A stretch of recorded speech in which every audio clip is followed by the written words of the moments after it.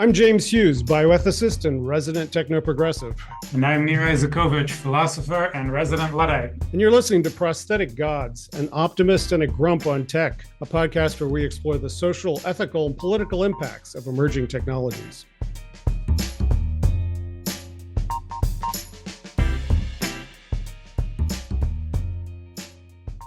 Dr. Hughes, how you doing on this snowy day?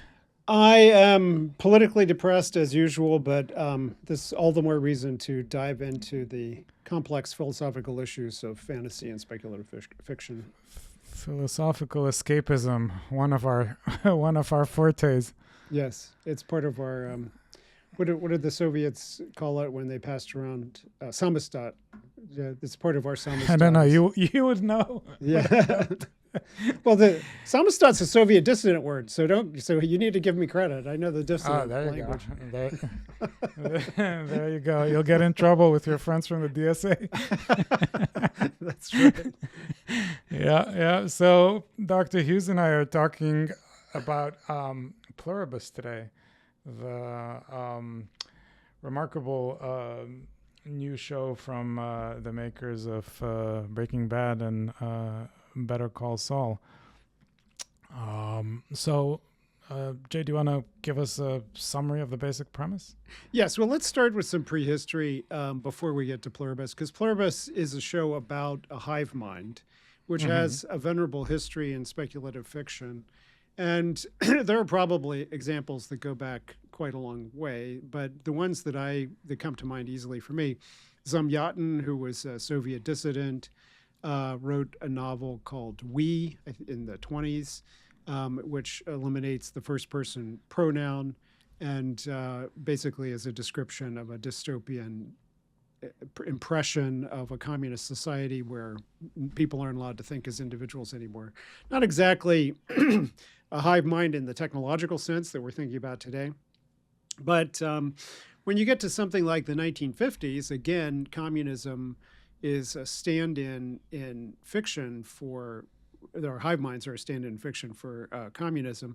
And the invasion of the body snatchers is a classic example. This alien invasion is basically kidnapping people and growing copies of their bodies that are made out of vegetable matter, I think was the idea of that story. But and they know everything about the person and can replace them in society until they're ready to reveal their takeover. There were also Children of the Corn type stories about young groups of young children suddenly having hive minds. That the Children of the Corn, in particular, which you said was who's Stephen King. Stephen King short story, right? But there's like half a dozen or a dozen of these kind of stories. But for me, they always represented my own and many urban people's horror at the idiocy of rural life. The idea that you go back home for your family reunion and it's like everybody's part of a hive mind and you're not part of it. Then you get to the 80s and you get the Borg, which is introduced in Star Trek, which is a technological hive mind. Children of the Corn's more of a mystical one. Body Snatchers is more of a, whatever aliens are doing. But the Borg really do wire people's heads together with brain-computer interfaces, and they will assimilate you. And the Matrix is another version of a hive mind, which is a shared reality that is used for the purposes of control. People still have their alleged individuality within it. But at any rate, I mean, there's reams and reams, books and books written about the history of these different impressions of what hive minds represent and all their connotations. You gave an example. I wanted to plug for an early, interesting long poem of the hive mind. This is Mandeville's 1714 Fable of the Bees, which is a sort of hive mind image of capitalism, where capitalism is just for him the kind of hive mind that manages to coordinate private vices into public virtues, so that the whole idea of capitalism is a sort of conversion mechanism that makes a hive mind out of greed and stupidity and desire for accumulation, etc. You would like it very much. It's your kind of poem. Well, and the Yeah. bees are a perfect metaphor here that Right. actually Vince Gilligan is using. He uses the color yellow, which seems to be a reference to Carol, the protagonist, as a kind of a wasp, Yeah. an invasive species inside of the hive. And then there's Yeah. lots of metaphors about the hive as being like a beehive. And then, of course, by the way, if you sort of move a little bit from representations of popular culture to actual popular culture, if you drove around a few years ago at the slightly earlier stages of TikTok and you saw teenagers doing TikTok dances in unison, you'd get also a sort of glimpse of a hive mind, which I think is partly on Gilligan's mind in making the show. Yeah.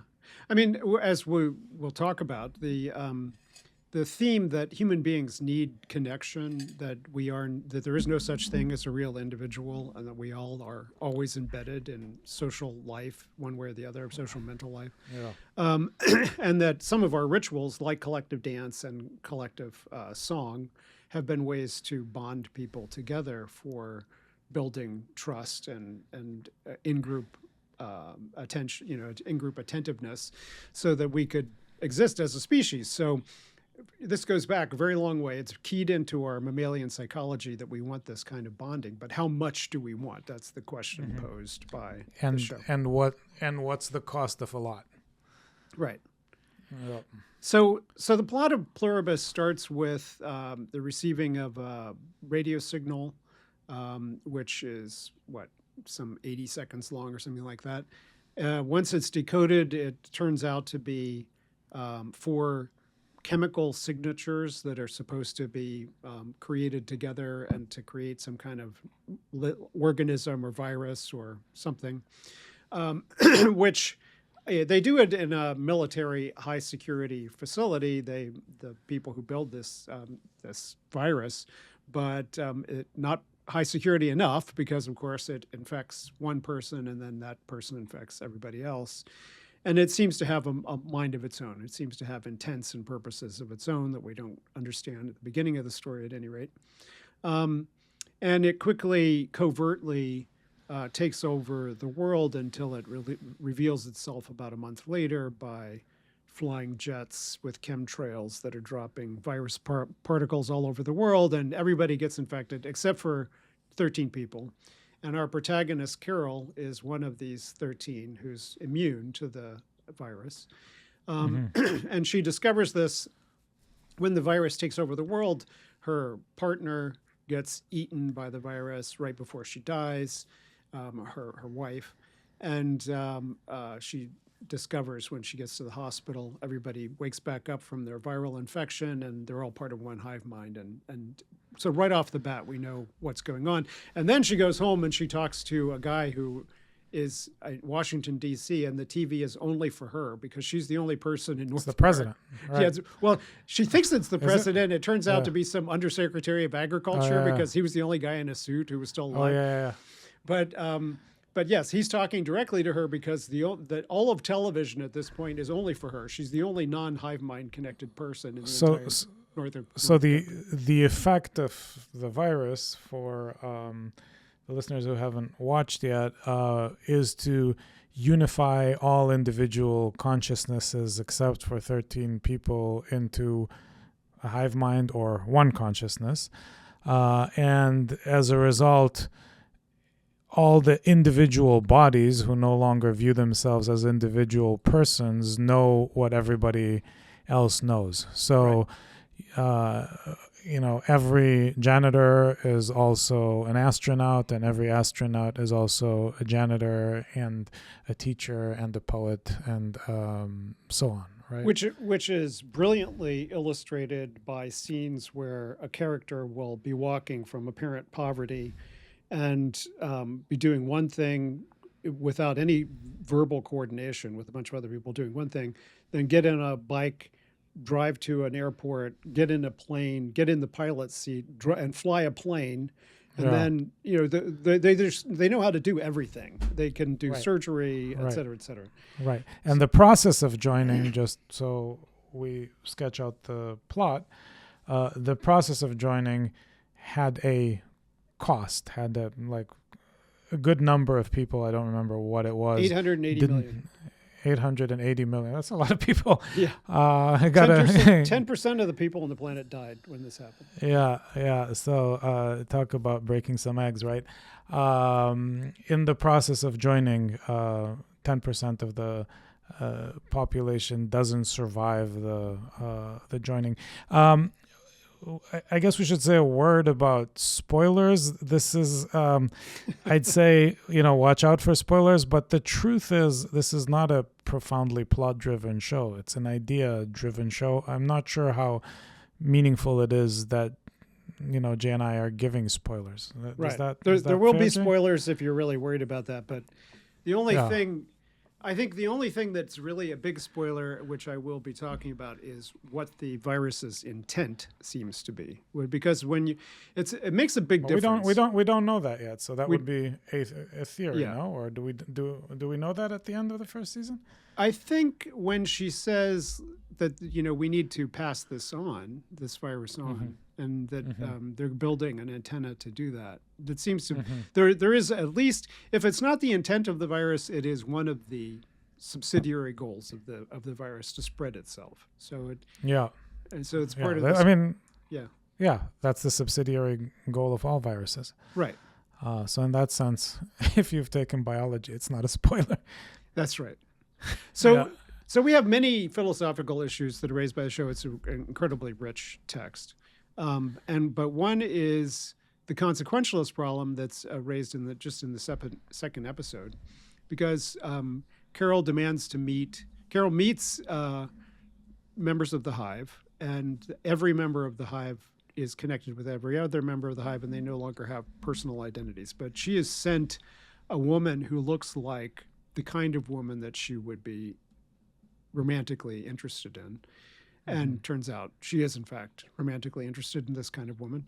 But then she wants to meet the other survivors, and she wants to get them on board with a project of liberating humanity, which seems to be an absurd project until you discover that the virus also makes the entire hive mind treat anybody who's not in the hive mind as an absolute person that they need to satisfy, right? This is your interpretation of it. Yeah. So the needs of non-hive connected people. Now, at first you think, well, this is like some coding. It's like perfect compassion, except moronic compassion, because it will give you anything you want, including nuclear weapons. She eventually asked, would you give me a nuclear weapon? Yes, we'd even give you a nuclear weapon. We wouldn't be happy about it, but we'll give you one. So that kind of makes it not a wise not a wise beneficent being, but otherwise it will give you everything you want. And everyone seems to be happy, and there's no more war, and there's perfect coordination. So when she meets some of the other survivors, she says, I want you to help me liberate humanity. And most of them are not interested in that, either because they don't think it's possible or haven't grokked the project. But Diabate is a guy from Mauritius, I guess, who has taken residence in Las Vegas in Elvis Presley's old quarters and commandeered Air Force One and asked for a harem and a supporting cast where he can basically make his own James Bond movies with him as James Bond and have a harem of beautiful. So he's pretty busy. He's a very busy guy, supermodel. So he's both personally delighted by this turn of events, but also he poses the question to her, isn't this better, right? Which I think is the overall question of the show, is that... Yeah, and it's not clear if he's asking, isn't this better for him? It's just better for the human race. Yeah, which it certainly seems to be, as far as he's concerned, better for him. But also, as you say, better for the human race, because there's no more hunger, there's no more war, there's no more poverty, there's no more homelessness, there's much less disease, there's no more comparison and competition, all of the kind of psychological traits that with, specifically, for example, the rise of social media. We've been talking a lot about hyper comparison as a hit on mental health. All of that is gone. Every psychopathology has been cured. Every psychopathology, exactly, has been cured, and everybody is unsettlingly nice to each other and collaborative, except for 2 out of the 13 people who, for some reason that we haven't figured out, are immune to the virus. Carol and this guy Manusas. I have to make an aside that there's also a show out now called Fallout, which is based on the Fallout computer game series. And it's just hilarious and lovely for those of us who like science fiction of this sort. Again, a post-apocalyptic, people emerge from silos. But in the latest episode of Fallout, there is a scene where a bunch of people have been rescued from the wasteland and given brain computer interfaces in the backs of their heads that turned them into nice people. And the protagonist discovers this situation where there's all these people acting like corporate drones, and she wants to liberate them. And her father, who did this to them, explains that they were all living miserable lives. And she asks, well, do any of you want to go back to the wasteland? And they're all, no, it's really dangerous out there. We love being here with these jacks in our heads. And they bring in 2 guys who have not yet been jacked, and they start to fight and are about to kill each other. And the father says, you can stop this at any point by just hitting this button and jacking them into the matrix. And she eventually does, because it is in fact better for them to be jacked in than not jacked. And that's what the show asks, is like, for a lot of people in the world, isn't it selfish for us to say that this wouldn't be better? So yeah, but how do you? And in a way, that's the question that what's the name of the hedonist character? Diabate. Iabate, that's the question that Iabate poses. Again, he says, right. This is better for me, and it seems to be better for everybody else. So why would I want to interfere with it? But really, there only seem to be now 14 persons in the world, right? There's the 13 people who and the hive. Who are immune, and the hive mind. Yeah. So the hive mind has one consciousness, as it were, and it speaks in the first person plural. So they no longer know how to say I, or they have a hard time with saying I. They speak in we. Speaks in the third person plural. Third person plural. Which they make a funny comment about. She says, I want you, the hive mind woman that she's in love with, I want you to start using the first person pronoun, and she keeps screwing it up. And she says, you think you're so smart, but you can't get pronouns right? It's like, I understand that comment, where that comment came from. But there you go. That's funny. So, I mean, on some level, this has exponentially reduced the number of persons in the world, if you think about it, even though it hasn't. I mean, it also reduced the number of bodies in the world by 10%, but it reduced the number of persons in the world dramatically. Right. And it will reduce it much further because, again, spoilers, one of the features of the virus is that it causes them to become radical vegetarians, Jainists almost, where they can't even harm insects, they can't pick fruit, and that is part of apparently the motivation for why they will do anything that these remaining individuals ask of them, because the suffering of these remaining individuals is the only suffering left in the world that they are causing, and so they're willing to alleviate in any way they can. But one of the consequences of that is that they're going to starve to death because they can't figure out how to feed themselves without agriculture or animal husbandry. And they go around and collect the 880 million bodies, and they freeze them. And very soon in the narrative, Carol discovers that they're eating dead people. So there's a Soylent Green reference, basically. They're eating dead people. And she goes and tries to convince people. And there's this fantastic sequence where she goes to Diabate, and he says, "Oh, is this about them eating dead people?" She says, you knew about that already? And then he puts on a video where John Cena, the actual actor John Cena, who has been absorbed into the hive, explains in this kind of infomercial that this is the only way for them to continue to survive. But doesn't say the crucial part, which is that it's not going to work for that long, maybe 10 more years for them to eat everything that's left in freezers and eat every piece of fruit that But falls off a supposedly tree. wouldn't more bodies continue to die though?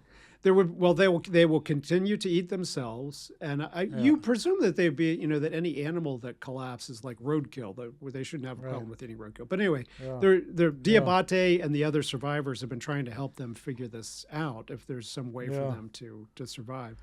But it's like, okay, that's not my idea of an intelligent hive mind. In the first place, there's no obvious intentionality until we discover later that there is at least the intentionality to build transmitters so that they can further the virus itself. But it's not a logical or rational being in that sense, because it's committed to a set of values that will lead to its own destruction. But I mean, I suppose you could say that is rationality of another sort.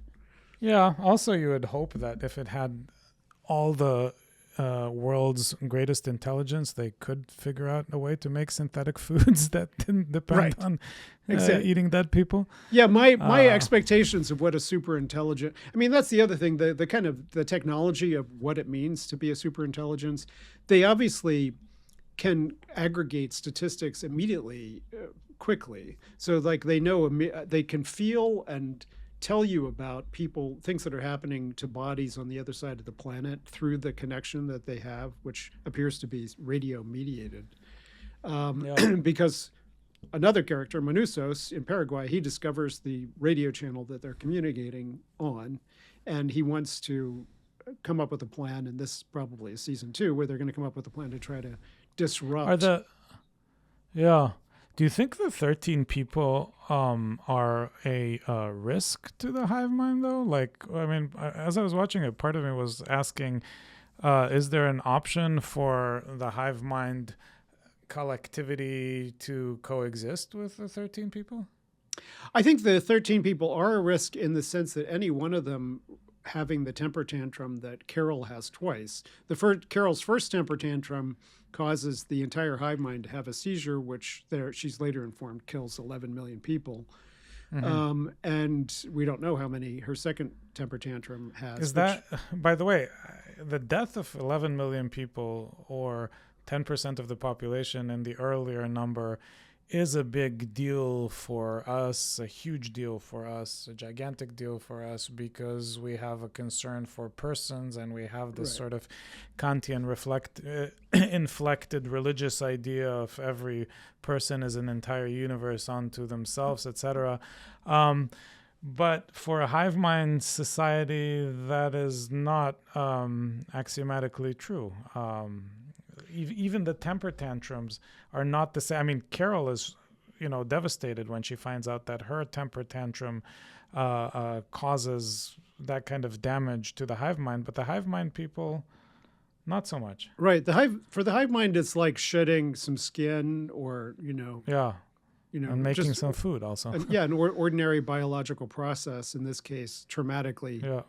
Done. But there's another science fiction parallel here. There's a novel by Greg Bear written in the 80s called Blood Music, and it's about the taking over of the world by nanobots. So what we call the gray goose scenario, where the entire planet gets eaten by nanobots. And you think it's an apocalyptic end of the human race scenario until the very end, when the people who have been eaten by the gray goo are still in there and can still talk to you. Now, it's not exactly the same as here, because in that scenario, they still have some individuality. But at least in this scenario, everybody who dies, their consciousness is recorded, apparently, as long as the hive exists. Their consciousness is preserved inside the hive. So all of those bodies that were stopped by Carol, that all of those consciousnesses continue, right? Yeah. So in that direction, let's start thinking of part of what it is that is sort of being criticized here, or that is being at least brought up for review. And one classic candidate is this show, look at this show as a critique of utilitarianism, crude utilitarianism even, sort of. So the sort of school of thought initially identified with Jeremy Bentham, the greatest happiness for the greatest number, as the rule of thumb for what you should and what you shouldn't do. And as a critique of utilitarianism, for one thing, Bentham himself, by the way, was weird in this way. He left a will that his body should be mummified and displayed at University College London. It still is, I think. Yeah. It still is, yeah. I even have a selfie with him. And that once every so often it should be wheeled out with its little cage to the pub where the members of the Utilitarian Society meet, and they can have drinks with him. And he has this kind of, it's called the auto icon. He has this very detailed set of instructions about what should be done with his body. And sometimes I show it to students when we talk about utilitarianism, and there's the reason that it's such a perfect example is there's the kind of irreverence there, right? It's like, well, Bentham is saying, well, what good am I as food to worms in the ground, just because some religious tradition says I should be buried? Rather than that, I'll, keep my body mummified here in the entrance to University College. People will stop by it, say how weird it is, and get them talking about utilitarianism and maybe make them good utilitarians. So there's this sort of very anti-traditionalist thrust to it. Very similar, by the way. I thought of Bentham when we found out that the way these people sustain themselves is by eating dead people. And their argument is a perfect utilitarian argument, which is, why not? What good are they dead? This way they can feed us. So you have this kind of first utilitarian feature of the rejection of all sort of metaphysical reverence, if you will, or of traditional reverence, which reminded me of John Haidt's research, because John Haidt started 25 years ago, 30 years ago, by asking his students what problems they had with consensual cannibalism, like you die, you give your body over to your cannibal friends, or consensual adult incest that does not produce offspring. So those two scenarios, and he was trying to get people to express, these moral, what moral qualms they had. And from a utilitarian point of view, those qualms are illegitimate, because the only real question is maximizing the good, and the good in this case would be getting everyone fed. Right. And that's either a very powerful critique of utilitarianism or a very powerful critique of the way we waste resources, right? So certainly and it's underlined in the show by the event when she goes to her local grocery store to get groceries and it's all empty. She's told that they've started consolidating all the food because they need to have this 10-year plan of winding down the human race, basically. And she says, but I want my Whole Foods back. And they mobilize 100 people or, a bunch of trucks and food from wherever they've been taking it. They all show up. They put it back on the shelves, an entire grocery store stock just for one woman. And it's such a great commentary, I think, on the selfishness of middle class alleged individualism. It's like, I'm such an individual, but my life requires this global supply chain that you had to recreate on the fly. Yeah. No, that's a very good observation. Going back to a slightly more obvious observation, the other level of critique of utilitarianism here is that the sort of greatest happiness for the greatest number emphasis, why would you take seriously what a grouch like Carol or some other idiosyncratic person wants when you can have a world in which, so many more people are benefited? So if Carol, with her individualism, poses any kind of threat to this, the obvious utilitarian answer is you get rid of Carol. And in fact, we find out that they are plotting to figure out a way to have her join. The hive mind does think that she's potentially wasting resources, or she's potentially a threat to the basic idea. And I loved how they framed that, because it is one of the classic bioethical dilemmas of you have a patient who thinks that that what they want is X, but you as a paternalist physician or social worker or whatever know that what they really need is Y. How much coercion are you allowed? What does it mean for them to be compos mentis enough to refuse something that you think they really need? And in this case, Right. the hive looks at Carol as just a sick, diseased person who has no idea what she's talking about in terms of how much happier she's going to be once she's joined. And she looks at it the opposite. And in the end, they plan to win. So, Yeah. I mean, in a way, I think of effective altruism as a version of utilitarianism, and the famous sort of effective, some of the famous effective altruist examples as, if you are really interested in poetry, or you're really interested in, Sanskrit translation as your intellectual passion, but you have the talent to make a bunch of money on the stock market, your moral obligation is to actually forget about the poetry and make a bunch of money on the stock market, because then you'll be able to give more money away. It's a very classical utilitarian kind of argument. yeah, and but in a way, you have no problem with telling a parent that they have an obligation to go to their job, even though they prefer to be poor, right? Because they have an obligation to their family. Right. I know that you don't like this kind of an argument, but I'm sure that you find circumstances where you would make that kind of an argument. Yeah, of course.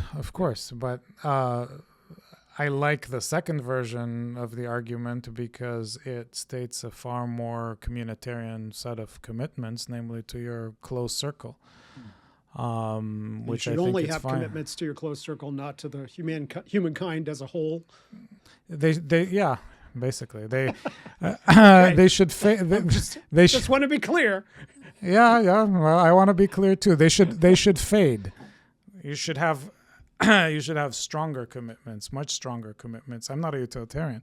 The utilitarian thinks you should have the same kind of commitments to all units of utility. I think that's insane. I think you should have much stronger commitments to your family than to your neighbors, and more to your neighbors than to the people the next town over, and so on and so forth. If everybody behaved like that, probably you would have better results than in a utilitarian scenario. But for now, what I'm saying is the show brings those kinds of questions, I think, into play in a pretty dramatic way. But it also brings up this kind of paradox that it's the heart of utilitarianism, namely, why would you be committed to or want to pursue the greatest benefit and happiness for the greatest number if then each person in that greatest number is obligated to do the same, right? So, in other words, on the one hand, you'd think, I'm supposed to care for strangers because strangers are capable of making a life project and they're special, and I should worry about them having the conditions for realizing those life projects. But then it turns out nobody is allowed to do that on a utilitarian picture, right? So there's something weird about that. Say it again. I don't understand what she thinks is weird about this. Why would you want to pursue the greatest happiness for the greatest number if each one in that greatest number is actually discouraged from or morally criticized about pursuing their own project? It's exactly a pluribus kind of picture, right? Each one in that multiplicity is supposed to themselves pursue the greatest happiness for the greatest number. So what makes the stranger worth defending, right? What makes the stranger an appropriate object of moral concern if they're robotically supposed to do the exact same thing that you've done? It's a sort of flattened robotic society, just like in the show. Well, I Does think that make you're, more sense? I think you're getting onto something, which for me, I want to defend the idea that we will eventually have these kinds of machines in our brains, and that they will eventually allow us to share our minds in ways that we currently don't. And I think that that process started with language and will continue with technology. But I don't think that there's any necessary, for me, I think that those experiments in the future will probably be all the way from the full loss of individuality and collective identity that we see here, and intermediate stages where you maintain individual autonomy and agency, but have shared mental life of some kind, right? So, and that I think is the happy intermediary that I would prefer, is that, you know, that whatever value we get out of individualism should be preserved, and then we should also see how much we can get out of shared mental life. And I mean, in a way, you're talking about the difference between utilitarianism 1.0 and utilitarianism 2.0. Part of my problem with this show, in a way, is that it is a depiction of a crude kind of utilitarianism, of Bentham's utilitarianism. John Stuart Mill sort of, you know, improves on it a great deal. It wipes out all right? individual agency and all individual projects that would otherwise have given life meaning. Yeah. Right. And Mill, both in utilitarianism and in On Liberty, gives you a much more palatable, much more plausible version of utilitarianism, which is the kind of world that tends to generate the greatest happiness for the greatest number, is a world in which individuality is preserved, all things being equal. And so it's not a mathematical kind of utilitarianism. It's much more of a sort of rules or tendency based utilitarianism. So, but that's not what the show is about. That's not what totalitarianism is about. Totalitarianism is a crude version of utilitarianism, right? So it's that kind that is being promoted. Now, what you say is very, very interesting. So, for example, brain-computer interfaces, which we've been talking about in a different context, might be a tool for promoting a mix between individuality and a hive mind. Right. It might be... And my favorite example of that is Alistair Reynolds. He's got a series of novels in the Revelation space that he's written, in which there's a species called the Demarchus, who all have brain-computer interfaces in their head.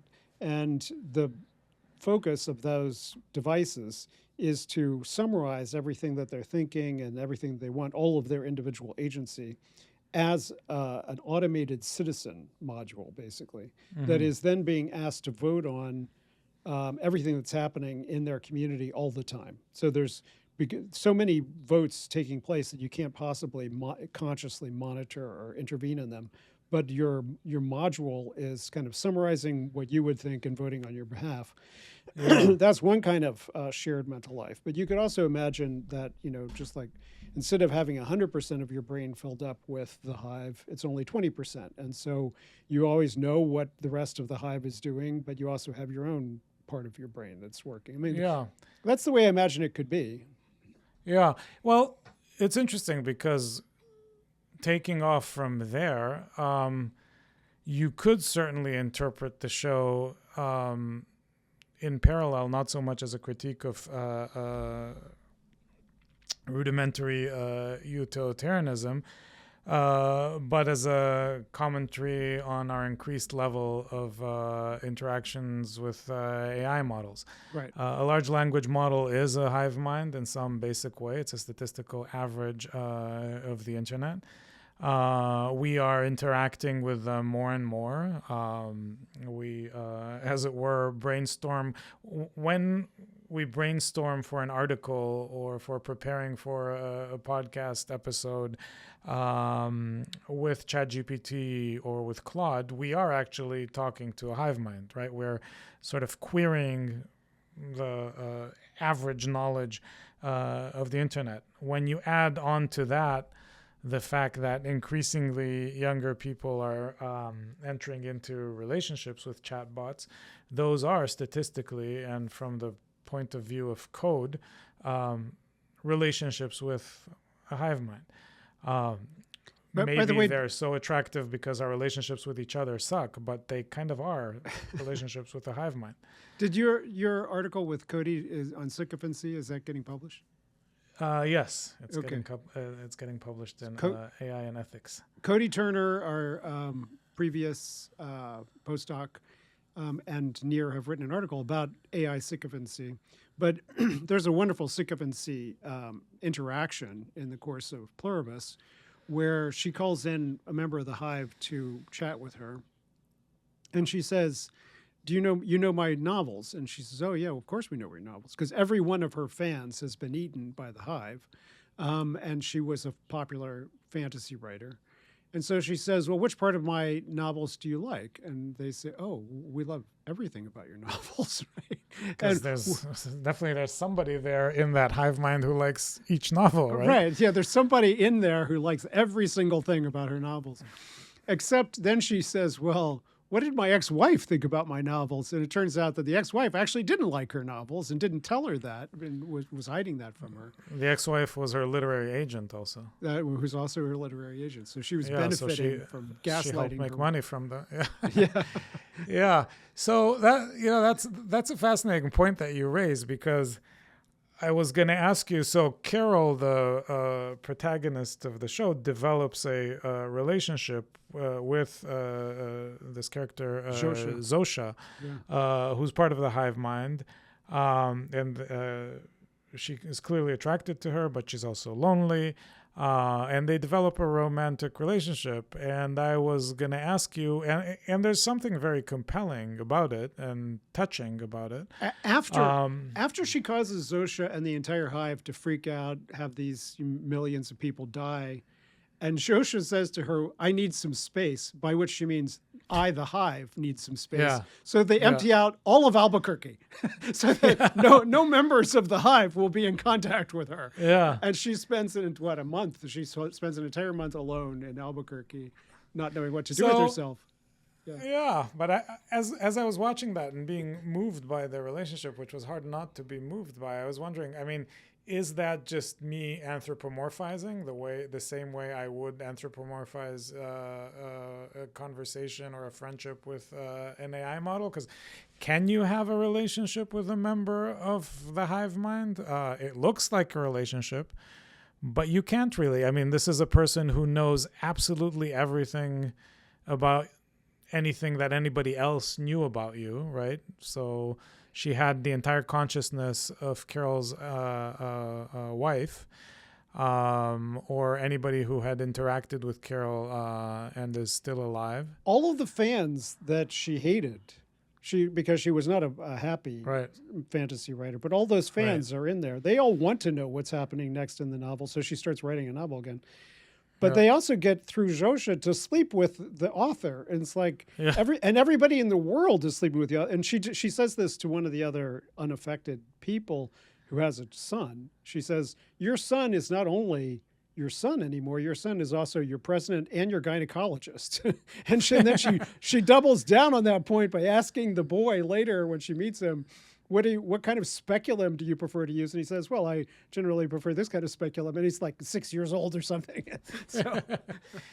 Yeah. But as you said, and this actually really sort of makes me double down on the analogy with the AI relationships.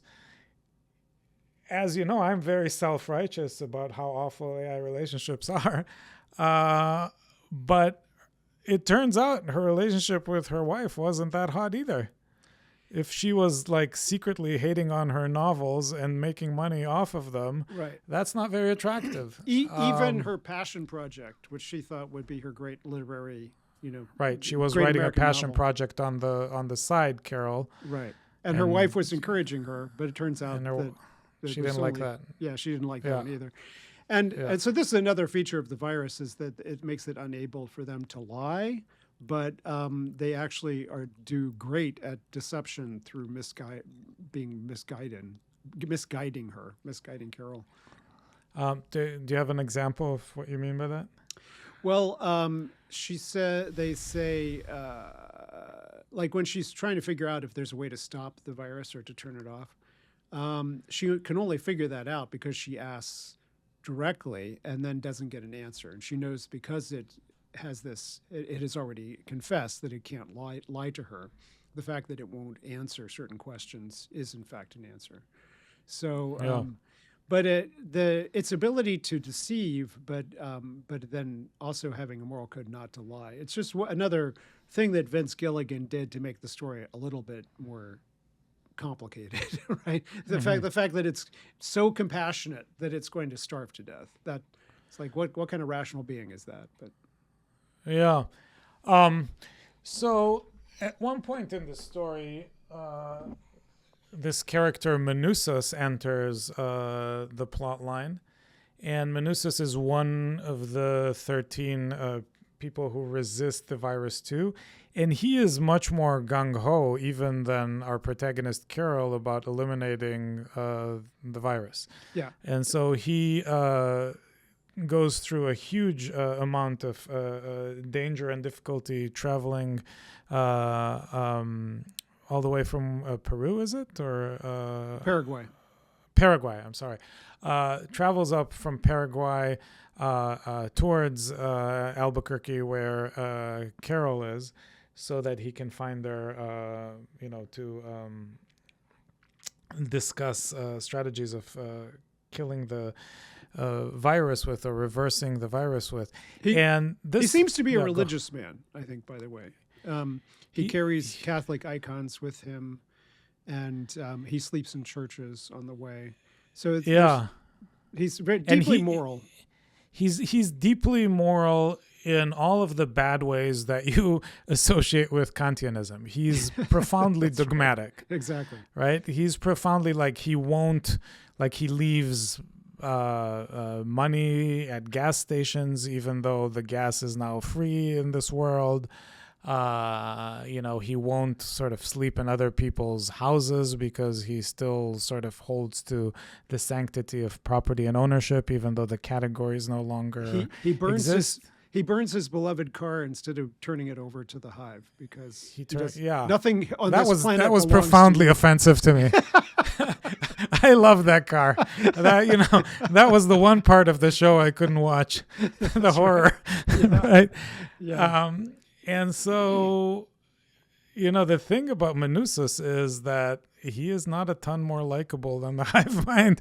At least he wasn't to me. I'm glad to hear that. I thought you might be a Manusas stan, but I'm not a Manusas. I'm a Carol all the way through it. I'm Team Carol. You're willing to use the beneficence of the stupid exactly. hive mind. Exactly. I want the supply chain of a Whole Foods brought to my doorstep, and I would never burn the car. While you laugh at us behind our back. Exactly. I would reach a deal about the car, but. So Manusas' character is set up, I think, as a critique of the sort of competing sensibility of a kind of moralistic dogmatism. And Carol is somewhere in between. I mean, Carol seems to be sort of a sentimentalist. She seems to be mainly animated by her grouchiness, like I am. Right. She's deeply lonely. There's a sequence where she lets the hive take her on a whirlwind tour of all the things that she wished she'd done with her wife, her dead wife. Yeah. And so, there's some attachments. Manusas seems to be... By the way, she asks Zosha to take her on the tour, right, exactly. Even though Zosha is the hive. But that's part of the show's conceit. So it's like a romantic vacation they have in bunch of different places, she and Zosha. With the entire world. But with... right. But yeah, it's like a vacation with Instagram.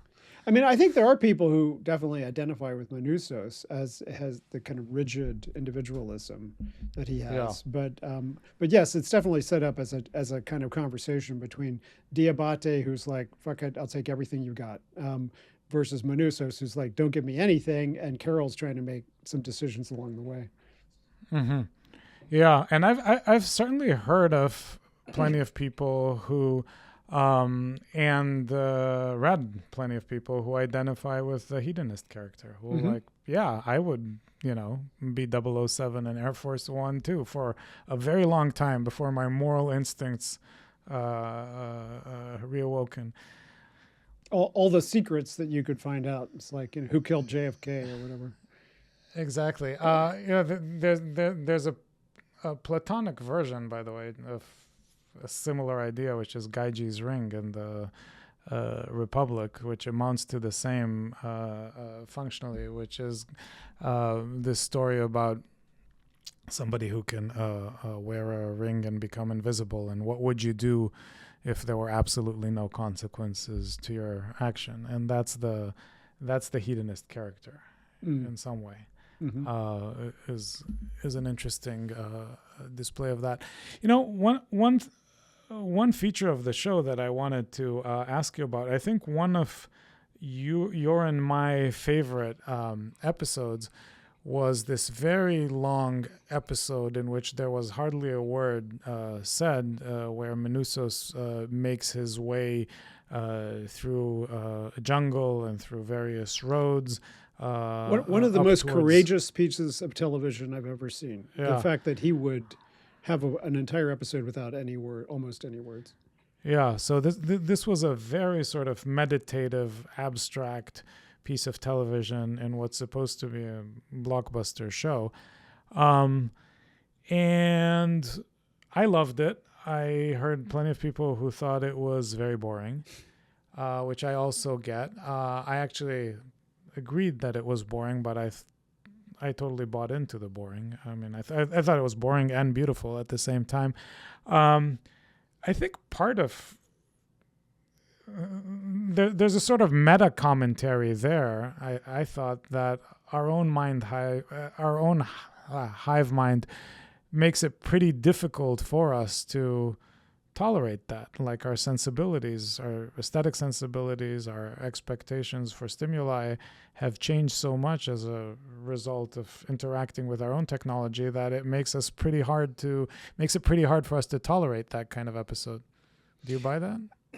Yes, and I think he was making a commentary about the fact that Minusos, as this radical individualist, he had no problem committing himself to this kind of isolation and not getting any help and making this long journey, whereas Carol was basically driven insane by being isolated for 1 month, to the point where she joyously re-embraces the hive's presence after they agree to come back.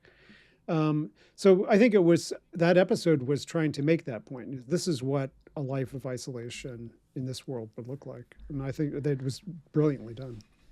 Yeah. Go ahead, sorry. Nozick's experience machine. I wanted to bring this up. I mean, they're not living in the Matrix in this show, but Diabate's pleasure palace, basically, does kind of raise the question of and this was, I think, Vince Gilligan's original question that led him to come up with this scenario is, what does it mean to live a meaningful life if everybody around you gives you everything you want? And then he had to come up with the world in which that would be the case, and this is that world. But so if you were living in the experience machine, as Nozick imagined it in the 70s, a world where you could have everything that you want, would that be a meaningful life? And that has inspired lots of transhumanist adjacent philosophizing since then. And I think the show answers this in a variety of ways. One is Diabate's life looks meaningless immediately to Carol. She's like, she says, what is wrong with you? And it's like the way that a lot of us feel about MAGA these days, like, what is wrong with you, really, that you would enjoy this? But on the other hand, we don't want to be Minusos. And so there's some place in between where having our own individual aspirations in the context of social meaning. Like Carol scratches a lottery ticket at one point and wins something, wins whatever that lottery ticket was, but it's completely meaningless in the context, right? Because there's no one to appreciate it and there's no more money and so on and so forth. So yeah, I just think it does raise that kind of consequentialist problem I about thi- what it means to be a flourishing person. Yeah, and I think it actually highlights a feature of the experience machine, which is to be okay in that kind of world, you have to be okay with realizing that all these things that you're given are not real. So Diabate's pleasure depends on his ability to turn a blind eye to the fact that everybody participating in his pleasure world has Or not slaves. chosen to do it, and they are slaves Right. in some basic way. Which is part of Um, Carol as a lesbian. And also as someone who had been threatened or put through conversion therapy at one point. That's part of her story of her individualism, but also the reason that she rescues Zosha, who's perfectly willing as part of the hive mind to go with Diabate on his Air Force One harem cruise. And he wants her, and Carol doesn't at that point.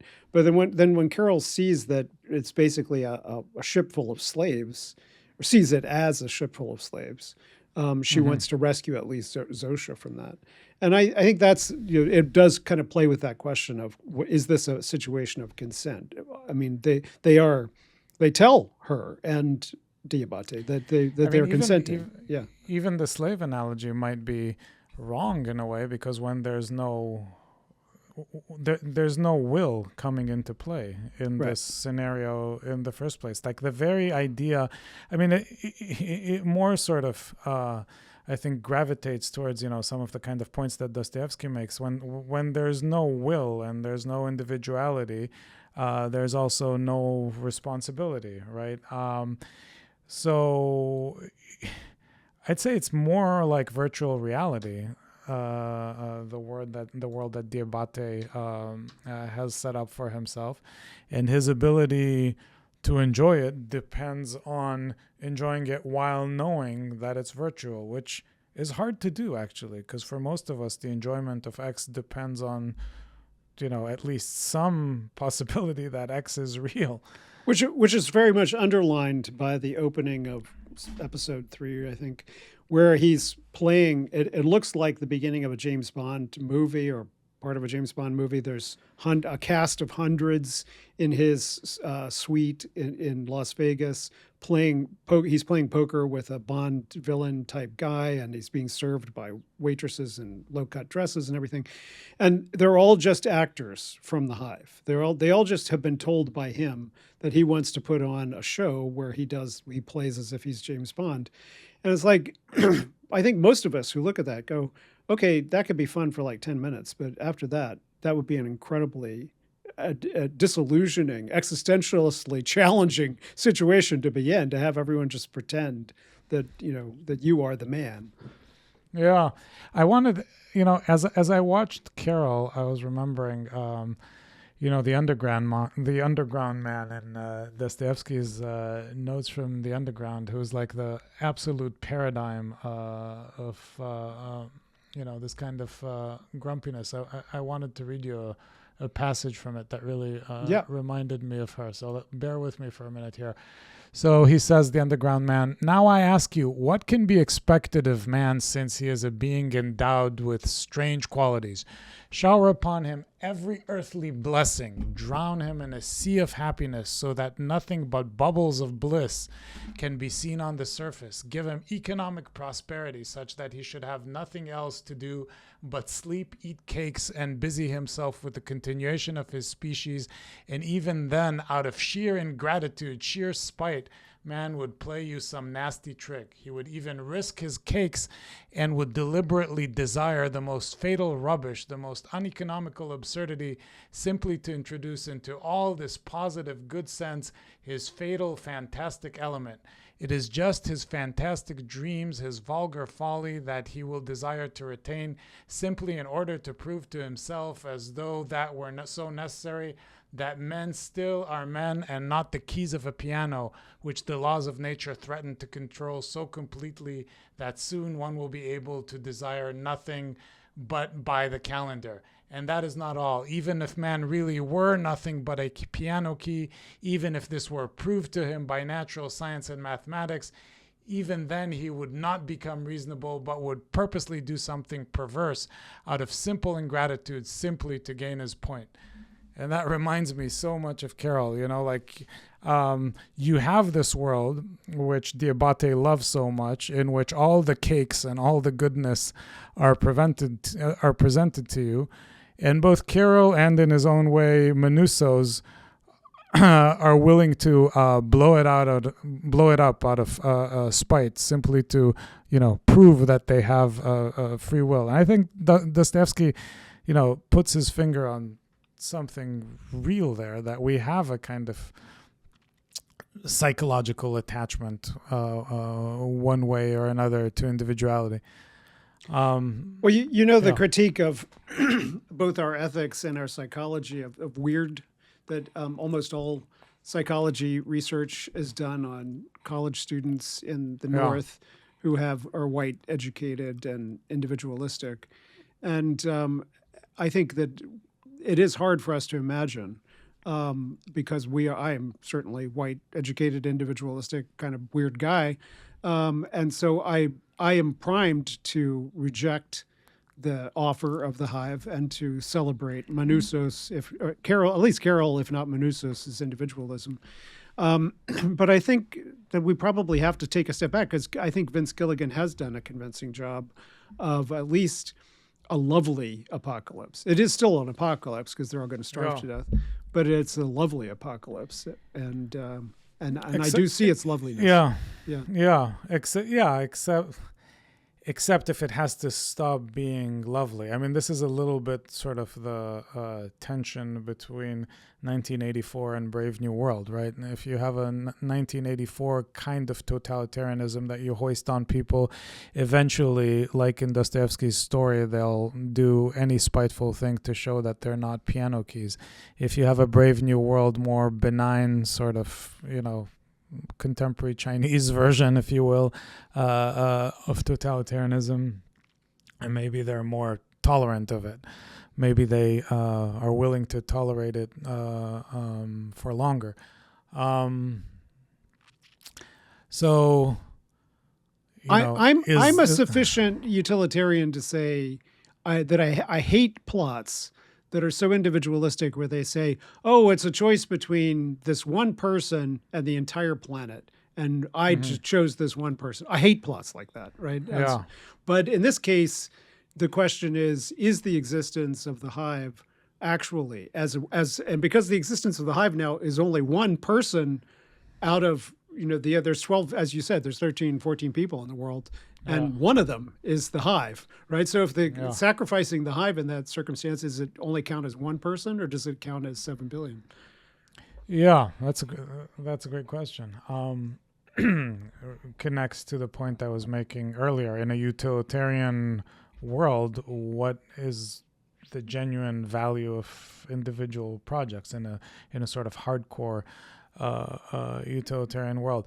But to your point about the loveliness of the utopia, Carol is at least partly seduced by it, right?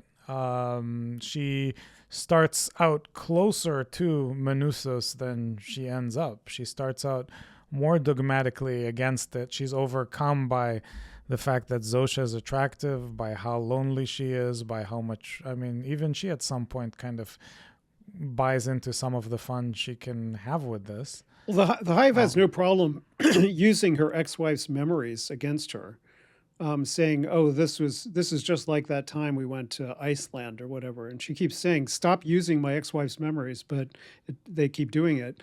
So I think it's not only that she's attracted to Zosha, her ex-wife is in there. There's certain things about the hive that she does appreciate.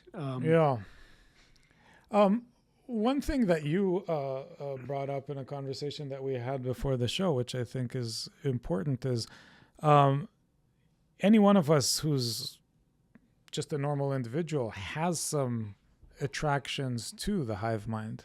In other words, human beings have a need for individuation, but they also have a need for sort of disappearing into something that's larger than themselves, and a sort of balanced healthy life is a life that goes back and forth between those two. If you sort of want to get a visceral sense of what I'm talking about, just look at those pictures in a large sporting event, a soccer game, of like people doing the wave, or of people losing themselves in a rock concert or in a meditation retreat, or whatever.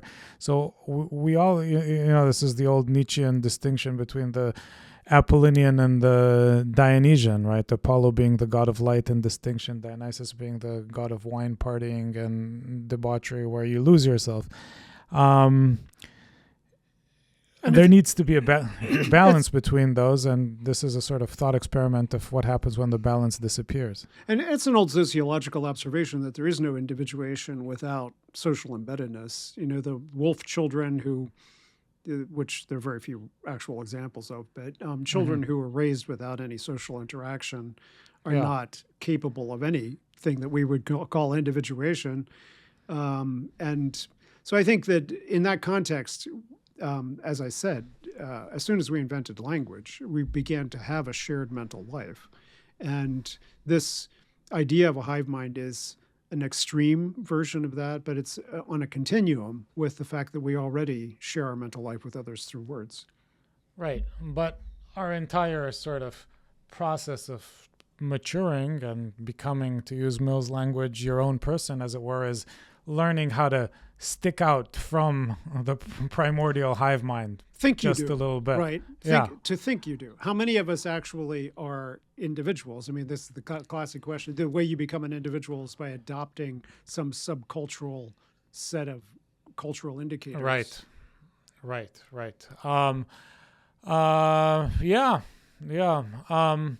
So if you were one of the 13, Jay, what would you do? Well, I'm a white man, so of course it's my obligation to save the human race, right? That's there you go. Jay's manifest destiny. Unlike all these selfish people in the show, I would be like Manusos trying to save things. No, I don't know. I mean, I would not see this as an attractive scenario because I immediately want to know, and I think there is a misstep. Why she doesn't actually ask? It tells her that it won't lie to her, but she's just so incurious at first about what are you doing here? What is your purpose? And that would have been my first question: is like, do you have a purpose? What projects are you engaged in? Eventually, she goes to see how the rest of the world is living now, and they're all living in collective circumstances. See, I would fruitfully read some Burke to them immediately. That would be my Carol. That would be my Carol move. It's like an LLM. You wouldn't have to read Burke because Burke is already in there, right? Well, then we'd have to discuss why Burke wrote Reflections on the French Revolution, Reflections on the Revolution in France, and how much he liked that hive mind and how that ended up. Well, everyone who existed under totalitarianism or radical individualism is in there. But yeah, this gets back to, there is no individual agency left. So they're not taking a vote inside, right? It's not like the faction of one versus the other. Although there is a suggestion that there is some internal disagreement at one point when it's like, we would not be happy about giving you a nuclear bomb, but I think we would probably decide to do that. The cynical political point is that this was kind of the French Revolution, but they took care of the terror within, half an hour rather than, several years. All the eggs were broken right away. All the omelets were made on the spot. And you sort of jumped into utopia without the decades of attempts that always in the real unfolding of history make utopia impossible. So that was an interesting thought experiment, I thought. Yeah. Well, I think that's a fantastic show. Everyone should take a look at it. It was Apple TV. Apple TV's been knocking it out of the park with sci-fi television. It really has. Yeah, it really has. Severance. So, yeah. Well, as you know, Jay and I are dear friends who agree on one thing, that Pluribus is a great show. Well, if we're done with this particular, is there anything else you want to talk about? No. Okay, No. Okay. I think we covered everything that I had here in my notes. But it's my turn to do the It is your turn. media recommendation for the week, since we've already done Pluribus. I'm going to talk about Andor, which I think is. I got my entire family to watch it. They didn't have to push them that hard, but and I convinced them because I have said, and I think it's true, that it's one of the most important anti-fascist texts of our time. It was.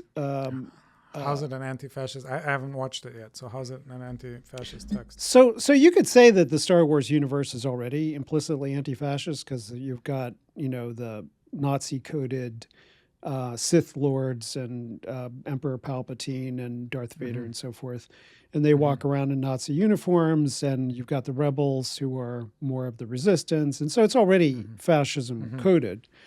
But the heroes of it are magical beings who, channel their magical powers.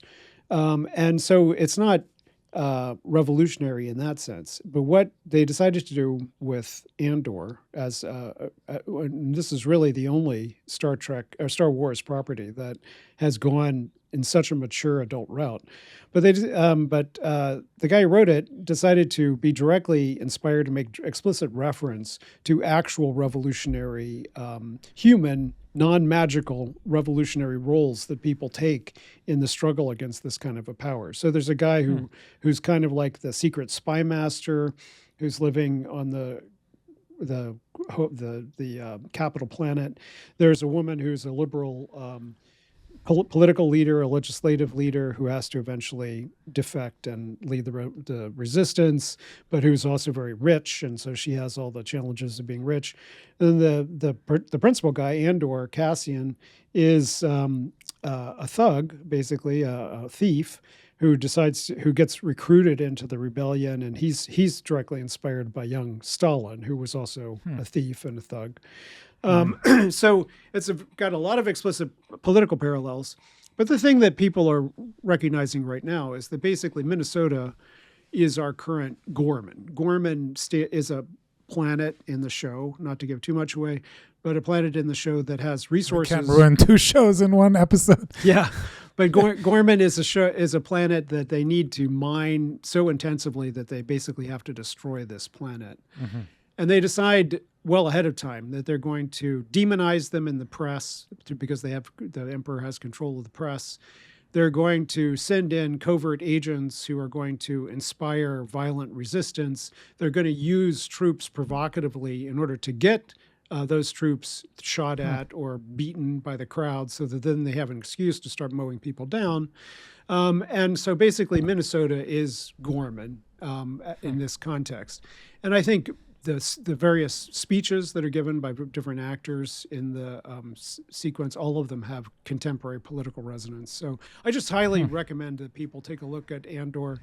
I mean, in a way, seeing a depiction of fascist and anti-fascist violence, especially since the end of it's a 2-season thing, and it ends right before Rogue One. And they used all the actors from Rogue One. Rogue One was made first. And they brought all those actors back to make the 2 seasons of Andor. So it goes the 2 seasons of Andor, then Rogue One, and then Rogue One is what happens right before the very first Star Wars movie.